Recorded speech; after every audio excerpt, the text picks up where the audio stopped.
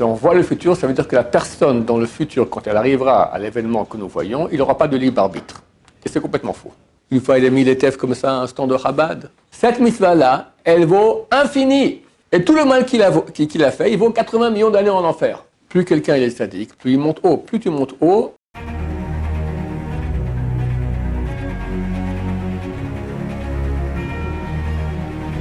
ce jour dédié pour l'élévation de l'âme de Yehuda ben Victoria, de mémoire bénie. La question de Solal. Si Dieu avait la Torah avant toute la création du monde, etc., jusqu'au don de la Torah, où se trouve le libre arbitre, par exemple, de nos patriarches, de Moshe Rabbeinu? Ok, donc c'est pour une question que beaucoup de gens posent. On te la pose sur la Torah. Donc c'est clair que la Torah a été donnée en 2448 de la création à Moshe Rabbeinu au peuple d'Israël. D'ailleurs, pas entièrement, que la partie qui va depuis la création, le récit de la création, jusqu'au moment présent, le don de la Torah au mont Sinaï. Je pose la question, cette Torah, donc Dieu la possédait avant qu'elle soit donnée, elle existait depuis toujours chez Hachem, parce que la Torah, c'est la pensée de Dieu, et Dieu est éternel, et Dieu a toujours été, et il a toujours pensé, donc il avait déjà pensé la Torah. Donc dès lors, lorsqu'on voit que par exemple Esav, le jour où Abraham est décédé, il a fait 5 péchés graves. Il a assassiné, il a fait de l'adultère, beaucoup de choses graves. Il n'y avait pas le choix. C'était déjà écrit dans la Torah. Donc où est le libre arbitre? Pourquoi on appelle Esav un rachat? Esav, le rachat, le mécréant. Peut-être qu'il est mécréant parce qu'il a fait des actes mécréants, mais ce n'est pas de sa faute, en tout cas. Or, il est clair que la Torah considère que oui, il y a un libre arbitre, et qu'un mécréant, il est mécréant et il devra réparer ses péchés au moyen de souffrance. Et un sadique, quelqu'un qui est bien, au contraire, pour tout acte positif qu'il fait, il reçoit, enfin, même un rachat qui fait un acte positif, il reçoit pour cela un mérite. Donc on voit qu'il y a libre arbitre. Il n'y a aucune logique à ce qu'on donne un mérite ou une souffrance à quelqu'un qui fait ou ne fait pas une ordonnance divine s'il n'a aucun choix. On est d'accord là-dessus? C'est ça la question. Donc on peut étendre même pas seulement à la question de la Torah, mais à nous aujourd'hui. D'accord? Moi maintenant, ok, si tout est écrit, Dieu il connaît, Dieu voit tout. Alors il n'est pas écrit dans la Torah mon histoire ni ton histoire, d'accord? C'est pas encore écrit dans la Torah. Mais là que ça se peut qu'en signe déjà, tout est marqué, d'accord? Toute l'histoire, on a vu par les codes, tous on peut trouver des trucs extraordinaires. On va dire au moins dans le sens simple, notre histoire à toi et moi n'est pas écrite. Mais Dieu la connaît. Dieu voit le futur. Si on me dit que Dieu ne peut pas voir le futur, c'est pas Dieu. Attends, si Dieu voit le futur, maintenant moi je me trouve devant une épreuve, d'accord? Je peux faire soit en fonction de ce que Dieu m'a dit, ou soit en fonction de ce que me propose, avec des sons alléchantes, mon âme animale, d'accord? Qui est très forte. Je pense aujourd'hui, qu'est-ce qu'elle est forte, cette âme animale? Ils sont bêtes, hein, c'est fou. Surtout quand l'hiver vient, c'est plus dur de se lever le matin. Que c'est bon de rester encore 1 minute au lit, d'accord? Très alléchante. Alors, je dois maintenant, j'ai le choix de faire le bien ou le mal. Si je fais le bien, j'ai le mitzvah, donc j'ai un mérite. Sinon, le contraire. Si je me dis que Dieu voit tout, alors où est mon libre arbitre? La réponse est extrêmement simple. Les gens se trompent. Et les gens croient que si on voit le futur, alors ce futur est déjà, on va dire comment? Si on voit le futur, ça veut dire que la personne dans le futur, quand elle arrivera à l'événement que nous voyons, il n'aura pas de libre arbitre. Et c'est complètement faux. Et je vais donner un exemple, et là tout le monde comprendra. Dans ma jeunesse, il y avait à la radio française, il y avait une dame qui parlait tous les matins, elle s'appelait Madame Soleil. D'accord? Bon, donc elle regardait l'horoscope, machin, elle racontait. Bon, alors on va dire qu'il y a des, je sais pas, qu'on appelle cela, des femmes qui hésitent, ou les tarots, ou dans le café, ou dans les cartes, ou dans les boules de cristal, d'accord? Et voient le futur. Ça devrait exister, admettons que ça existe. Maintenant, je vais la voir, et je lui demande de me dire, je vais vérifier si elle a raison ou pas. Quand je vais sortir de chez vous, j'aurai le choix d'aller ou à gauche ou à droite. S'il vous plaît, écrivez-moi sur un papier maintenant où j'irai, et je verrai que vraiment vous êtes quelqu'un de digne de confiance. Elle regarde, elle écrit, elle me donne le papier fermé dans une enveloppe, hop, je sors, et je me dis gauche ou droite, droite ou gauche, allez, je vais à droite. J'ouvre le papier, droite. Donc elle a vu que j'allais à droite. Maintenant, qui a décidé d'aller à droite? Moi ou elle? Est-ce qu'on pourrait croire qu'elle a décidé que j'aille à droite? Elle? Impossible. C'est pas elle qui décide. C'est moi qui décide. Je suis sorti, je ne savais pas où j'irais, j'avais le choix, et j'ai décidé, je vais à droite. Donc, elle a une faculté de voir à l'avance, pas le futur, c'est oui le futur, mais qu'est-ce que je vais choisir dans le futur? C'est comme ça qu'il faut dire. Elle voit à l'avance qu'est-ce que je vais choisir dans le futur, mais qui va choisir? Moi. Donc le fait qu'elle voie ne remet pas du tout en cause mon libre arbitre. C'est moi, dans mon libre arbitre total, qui ai décidé que j'allais à droite. Donc, elle a la faculté de voir.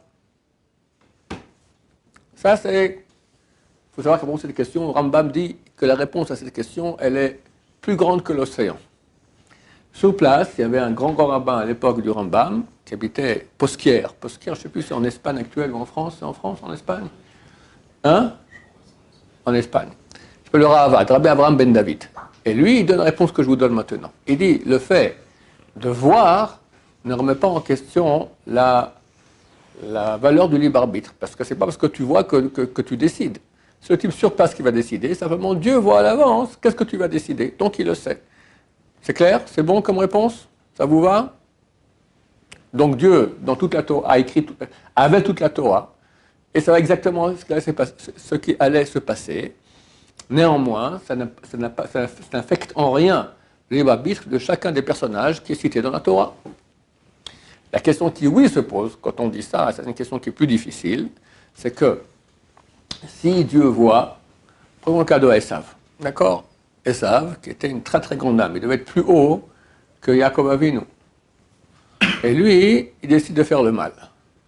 Et les conséquences de ce mal sont terribles jusqu'à aujourd'hui, d'accord? Surtout le peuple d'Israël a extrêmement souffert de Esav. Esav, c'est le patriarche du monde occidental, d'accord? La chrétienté, etc. C'est terrible ce qu'on a souffert. Et donc, tout cela provient de Esav. Donc, Esav, le pauvre, il va en enfer. Le pauvre ou pas le pauvre, en tout cas, il est en enfer pour pas mal de millions d'années. La question, si Dieu voit à l'avance que le type, il va rater son épreuve. Laisse Esav, n'importe quel bon juif, il est né, tout ça, et il a un gros Esserara, et après, il a commencé à faire des péchés, des péchés, des péchés, des péchés, des péchés, des péchés, des péchés. Il se ramasse quelques bons millions d'années en enfer. À quoi ça sert? Pourquoi Dieu, tu l'as amené sur terre? Tu vois à l'avance qu'il va rater. Alors, qu'il ne vienne pas sur terre. Terminé. C'est, a priori, il semblerait que c'est sadique, pas de sadique, c'est sadique. C'est du sadisme, d'accord? Que de faire naître quelqu'un sur terre, sachant à l'avance qu'il va complètement se planter, et il va se planter, et après il ira des millions d'années en enfer. À quoi ça rime de le laisser venir sur terre? La réponse aussi, là, elle est extrêmement simple. Il faut comprendre que tout dans le monde est fini. Tout a une fin. Il va de soi que ce verre jetable, il a une fin proche. L'espérance de vie d'un verre jetable comme ça, déjà utilisé, c'est moins de 24 heures. Une table, l'espérance de vie, elle est de 10 à 20 ans. Un bâtiment de 3 siècles. Nous, si on a un siècle, on est déjà content. D'accord? L'univers, d'après les salles d'Israël en l'an 6000, quick, il n'y a plus rien. D'après les astrophysiciens, dans quelques milliards d'années ou millions d'années, le monde aussi, il y a un Big Crunch, tout fini, terminé. Tout s'arrête, tout est fini. Il y a une seule chose qui est infinie, Hachem. Et ce qui est branché avec Hachem. Quand quelqu'un fait une mitzvah, une ordonnance de Dieu, dans l'intention de faire ce que Dieu a demandé, il se branche avec Hachem.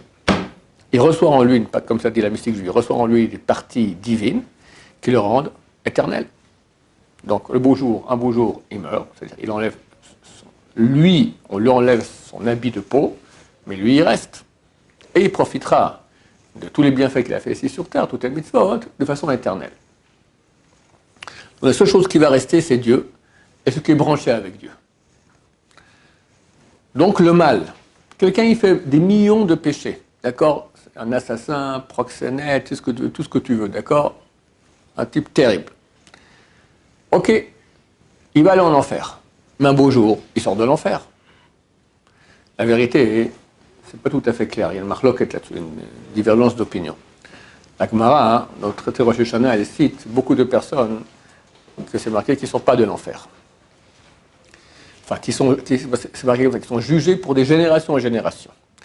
Et Maïmonide, il les cite dans le 3e chapitre des lois de Tchouva, là-bas, il cite 24 types de personnes, que c'est marqué, il dit comme ça, qui sont jugés en enfer pour des générations et générations, non, pour l'éternité. Alors, pour les mondes et les mondes, ça veut dire pour toujours. Ça veut dire que le type, il rentre là-bas, un beau jour, c'est écrit que le ministre de l'enfer, il ferme la boîte, terminé, c'est terminé, l'histoire est terminée, il n'y a plus d'enfer, tout le monde a purgé, puis encore une salle là-bas où il continue à purger pour l'éternité. C'est terrible, d'accord? Terrible.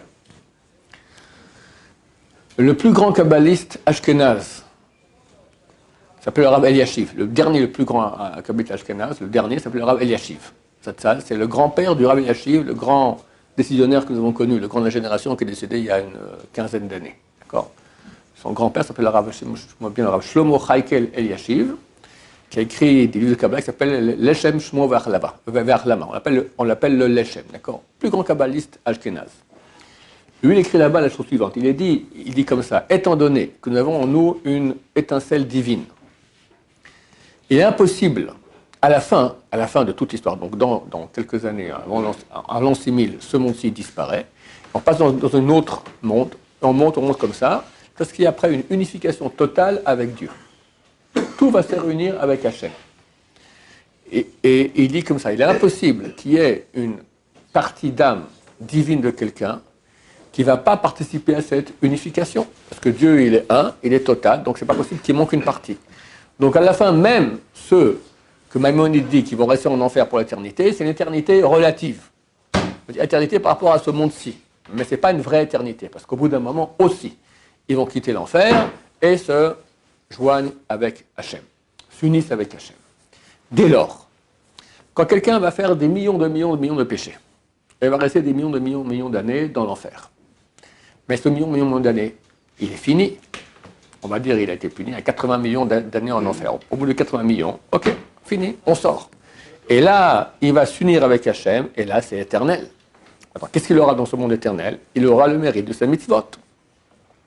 Alors, ce gros rachat, ce gros mécréant qui a fait tellement de péchés, il a bien fait au moins une mitzvah dans sa vie. Une fois, il a mis les tefs comme ça à un stand de Chabad. Une fois, il a donné un peu d'argent en tzedaka. Une fois, il a rendu service, il a dit à une grand-mère à traverser la rue. Il a fait des mitzvot. Ça n'existe pas quelqu'un qui ne fait aucune mitzvot. Cette mitzvah-là, elle vaut infini. Et tout le mal qu'il a fait, il vaut 80 millions d'années en enfer. Maintenant, combien ça vaut 80 millions par rapport à l'infini? Zéro. Rien. Donc Hachem veut quand même qu'une personne, sachant qu'il va quand même être un mécréant et qu'il aura des millions d'années en enfer, il le fait naître. Parce qu'il fera au moins une mitzvah. Pas une, on fait des milliers de mitzvot. D'accord? Donc il aura part à l'éternité. C'est pour ça que la question ne se pose pas. Pourquoi Dieu le fait naître, sachant qu'il sera un rachat, un mécréant, il sera en enfer? Oui, il sera en enfer, mais après moi je lui donne aussi beaucoup. Je lui donne un enfer qui est fini, mais je lui donne aussi l'infini. Donc il n'y a aucune personne qui ne vaut pas la peine que Dieu l'ait créé. En cela, on répond aux deux questions. 1. Comment se fait-il, si Dieu voit tout, comment se fait-il que j'ai un libre arbitre? Réponse: le fait qu'il voie n'affecte en rien à mon libre arbitre, je suis complètement libre de choisir. Et 2, bien que Dieu sache à l'avance que quelqu'un sera un grand mécréant, qui va payer pour cela, il aura beaucoup de souffrances, néanmoins, ça vaut la peine de le faire naître pour qu'il puisse après jouir de Dieu durant l'éternité. Des questions là-dessus, messieurs? Ouais, Rav. Des fois, on observe dans la Torah que Dieu, il aide beaucoup on va dire les gadol, etc., les gdolim. Et est-ce qu'on peut dire les gdolim, enfin, je sais pas, par exemple, même dans le positif ou dans le négatif, par exemple, Shaoul, il lui avait mis un esprit de folie à un moment donné. Ouais. Donc ça l'a aussi influencé dans le négatif, et après il a fait d'autres bêtises, etc. Ouais. Donc est-ce que vraiment il a un libre arbitre, ou est-ce que c'est un peu minimisé, quoi? Je n'ai pas très bien compris la question, mais je vais répondre à ce que je crois avoir compris. Très souvent, la punition ou la récompense de quelqu'un, c'est qu'on va l'aider à aller dans le sens dans lequel il veut aller. Quelqu'un qui veut se sanctifier, alors c'est marqué qu'on l'aide. Celui qui veut s'impurifier, on va pas l'aider, mais on ouvre la porte. Maintenant, Hachem, il a vu que Shaoul, il se comportait mal, alors il lui a donné une folie qui l'a rendu encore plus mal. Mais c'était le résultat du mal qu'il a fait. Comme avec Pharaon. Pharaon, Dieu l'amène par le biais de Moshe, 10 plaies. Alors, c'est écrit que les 5 premières plaies, Pharaon avait le choix de libérer le peuple d'Israël ou pas. Après, Dieu a endurci son corps, il ne pouvait plus. On pose la question, alors pourquoi est-ce que tu le punis? Je ne punis pas parce que maintenant il a endurci son corps. La punition est qu'à cause des 5 premières fois où lui, dans son libre arbitre, il a endurci son corps, moi je l'ai mis dans une situation où il ne pouvait plus faire marche arrière et qu'il continuait à refuser que le peuple juif sorte. C'est moi qui l'obligeais en endurcissant son corps de façon artificielle.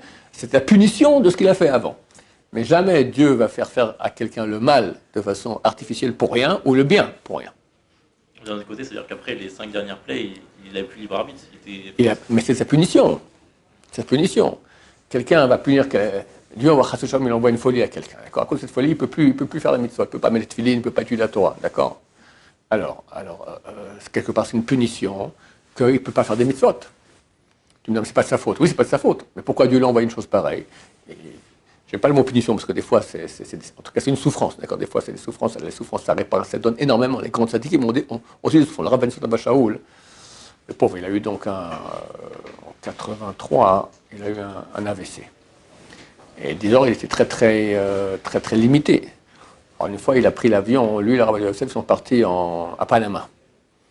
Et le Rav Yosef, durant tout le chemin, c'est 12-13 heures de vol, d'accord, étudié comme ça. Le Rav Ben Sodom s'est mis à pleurer. Ils vont tellement pouvoir étudier comme il fait mon ami, le Rav Ovadia Yosef. Alors, Dieu a voulu que le Rav Ben Sion souffre, d'accord. Grâce à sa souffrance, des milliers de gens ont été sauvés de maladies. Il a dit, si je ne souffre pas, d'autres vont souffrir. Il prenait sur lui, et il faisait des miracles extraordinaires. Mais c'est une souffrance, d'accord. Donc, maintenant, si quelqu'un, à cause d'une souffrance que Dieu a décrétée pour X, Y ou Z raison, il ne peut pas faire de mitzvot, le Rav Ben Sion ne peut pas étudier la Torah, alors, c'est clair que ça fait partie de la souffrance. Il ne peut pas mettre les tefilines, il ne peut pas faire des choses qu'il aurait pu faire. Ça fait partie de la souffrance que Dieu a voulu qu'il reçoive. Maintenant, au début de ta question que je n'ai toujours pas très bien compris, tu as dit que Dieu était plus cool avec les grands. C'est le contraire. Avec les grands, il est beaucoup plus. C'est marqué que Dieu, avec les sadikim, il est précis comme la largeur d'un cheveu. Pointilleux. Pourquoi? Parce que dans l'Amaba, un sadique monte plus haut. Plus quelqu'un est sadique, plus il monte haut. Plus tu montes haut, plus là-bas, la pureté qu'on exige, elle est grande. Donc on est beaucoup plus dur avec toi. Il faut que ça soit super bien. C'est pour ça qu'on voit des fois des tzadikim qui étaient des fois, ils vivaient il y a 2000 ans. Ils reviennent ici des fois en Gilgoul, en réincarnation, pour réparer un petit truc, parce qu'ils sont montés pendant 2000 ans seulement. Ils arrivent à un niveau tellement haut de pureté que là, ils n'avaient plus. Alors il fallait qu'ils reviennent sur Terre pour réparer encore au niveau où ils sont. Baruch Adonai, l'olam, amen va amen.